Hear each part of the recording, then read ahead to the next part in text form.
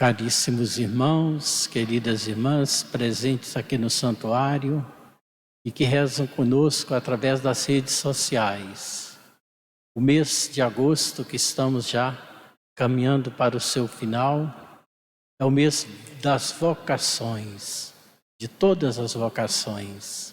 Começamos celebrando a vocação do ministério ordenado, dos diáconos, dos padres e dos bispos. E logo naquele comecinho do mês, tivemos o dia do padre e em seguida o dia do diácono. Na segunda semana, nós, com o dia dos pais, iniciamos a Semana Nacional da Família, que nos fez tão bem meditar nesse tesouro que Deus concedeu a todos nós, a nossa própria família. A alegria do amor na família foi o tema que nos norteou. A terceira semana, com a celebração da Assunção de Nossa Senhora, nós celebramos a vida consagrada religiosa, que é uma riqueza para a igreja toda, porque os freis, as freiras, religiosos e religiosas dão o testemunho através dos conselhos evangélicos, seguindo Cristo pobre, puro e obediente, lembrando-nos que esse valor é concedido pelo testemunho do próprio Cristo Jesus à sua igreja, reconhecendo que onde está presente a vida religiosa consagrada, nós somos testemunha disso.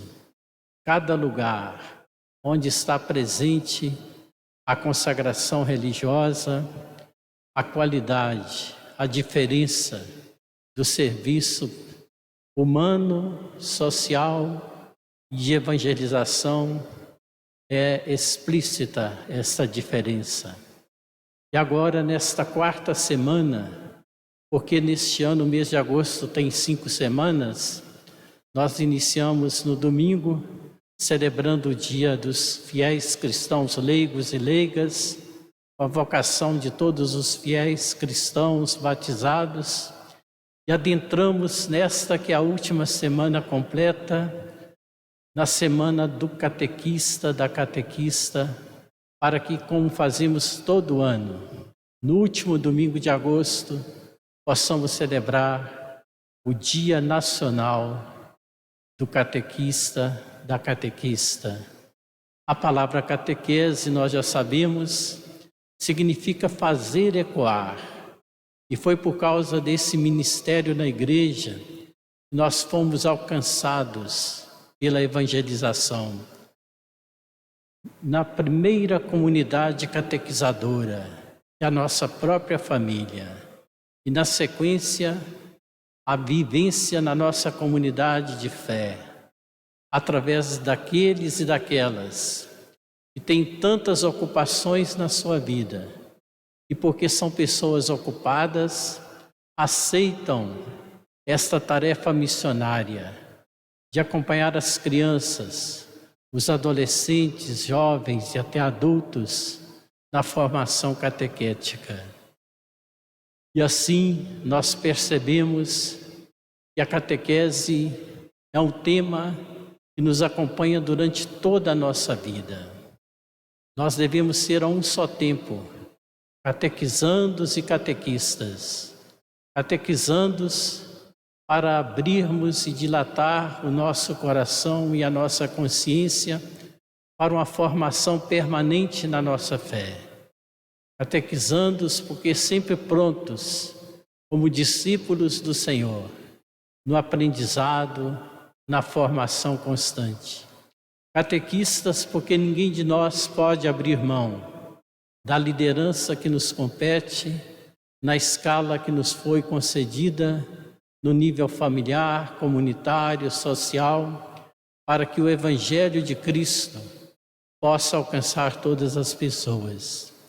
Nessa temática da catequese, nós deparamos com esta página do Evangelho de hoje, em que Jesus pronuncia essa interjeição uma interjeição brotada dos lábios e do coração de Jesus e chama-nos a atenção.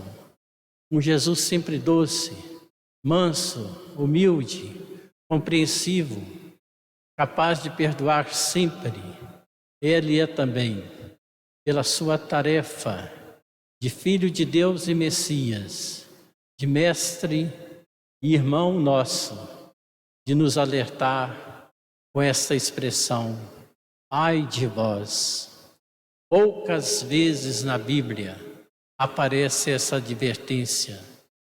Aparece em relação aos que habitavam as cidades próximas ao lago de Genezaré, quando Jesus disse: ai de ti, Corazim, ai de ti, Betsaida, ai de ti, Cafarnaum, por conta da sua presença intensa junto àquelas pessoas e, às vezes, o pouco aproveitamento dos sinais que ali ele externou.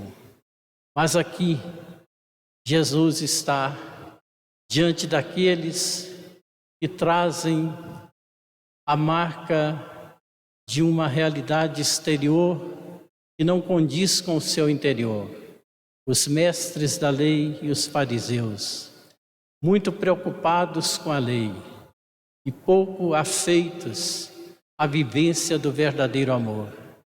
Tanto é que multiplicaram exageradamente as leis, a tal ponto de criar um peso demasiadamente grande para a prática religiosa. Advertidos por Jesus, que lhes disse: vós colocais fardos pesados sobre os outros e não sois capazes de movê-los com um dedo sequer.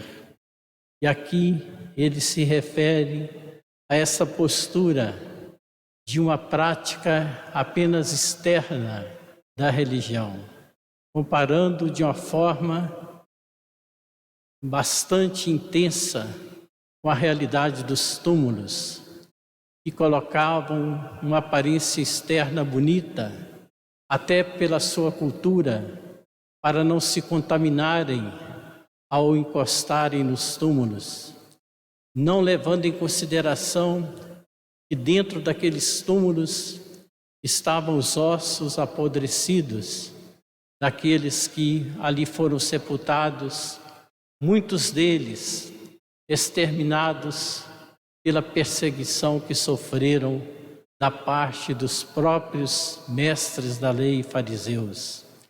Querendo se isentar da culpabilidade, transferiram a responsabilidade para os seus pais, dizendo que se eles estivessem lá naquela época, eles não teriam impetrado contra aquelas pessoas tamanha perseguição, mas prestavam ali honra externa apenas aos profetas. E Jesus, quando diz isso, ele está pré-anunciando o que iria acontecer consigo próprio, como lhes dizendo: vocês estão admirados com a prática dos pais de vocês que mataram os profetas? E vocês, o que farão com os profetas de hoje?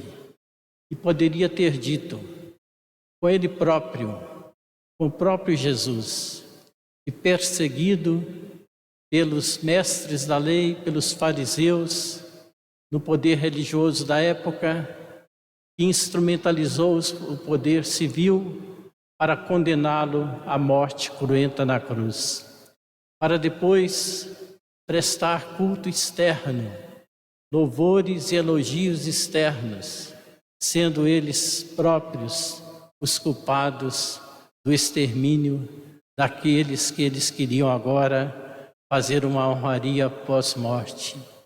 Queridos irmãos e irmãs, que o Senhor nos ajude a ter uma vida interior condizente com as práticas externas, para que não morramos de sede ao pé da fonte, porque experimentamos as oportunidades todas que nos são concedidas para ouvir a palavra de Deus, para alimentar o nosso espírito com a boa nova da salvação, para nos fortalecer através dos sacramentos que nos são concedidos, particularmente o sacramento da reconciliação, da confissão e, máximo, o sacramento da Eucaristia, que é o pão dos fracos, que vem para nutrir a nossa fé, alimentar e revigorar as nossas forças.